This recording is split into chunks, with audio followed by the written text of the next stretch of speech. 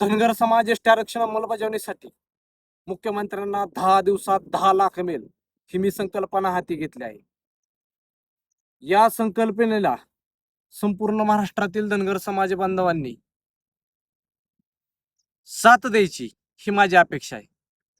मुख्यमंत्र्यांना आपल्याला जी.आर कसा काढायचा हे आपल्याला सांगायचं आहे.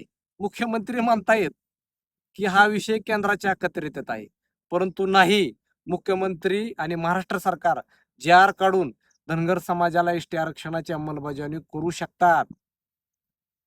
आणि हा मेलचा जो फॉर्मॅट आहे हा फॉर्मॅट मी तयार केलेला आहे. त्यामुळं मला व्हॉट्सअपला जास्तीत जास्त धनगर समाज बांधवांनी मेसेज करायचा आहे. हा फॉर्मॅट आणि मुख्यमंत्र्यांची मेल आयडी मी तुम्हाला पाठवणार आहे.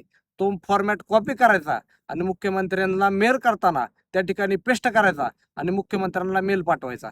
माझं मन म्हणतंय 10 दिवसात 10 लाख नाही तर 50 लाख मेल मुख्यमंत्र्यांना जातील अशी माझी अपेक्षा आहे. माझं मन म्हणतं या. त्यामुळं हे मेल आपल्याला साखळी पद्धतीने करायचे. साखळी पद्धतीने म्हणजे कसं, मी मेल केल्यानंतर माझी जिम्मेदारी स्वतःची पुढील 3 व्यक्तीला मेल कसा करायचा हे मी शिकवायचं.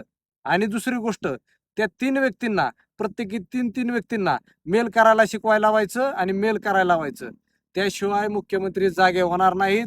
डायरेक्ट मुख्यमंत्र्यांना जी.आर कसा काढायचा हे या मेलमध्ये आपण लिहिलंय. त्यामुळे तुम्हाला सांगतोय, आता मागं हटायचं नाही.